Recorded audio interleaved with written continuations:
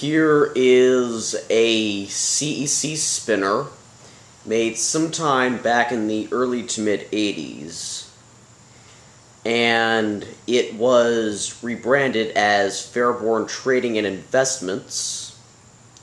So anyways, I will start it off on low.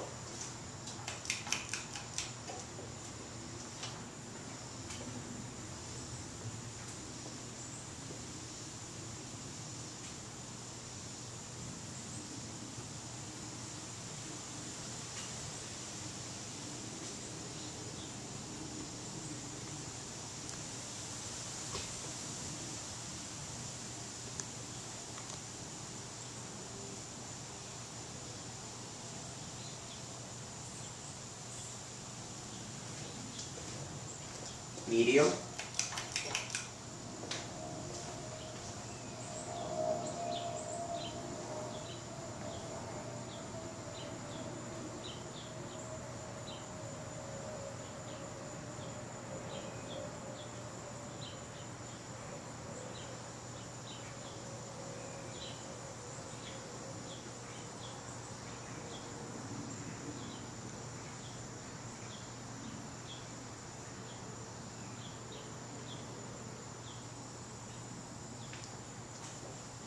High.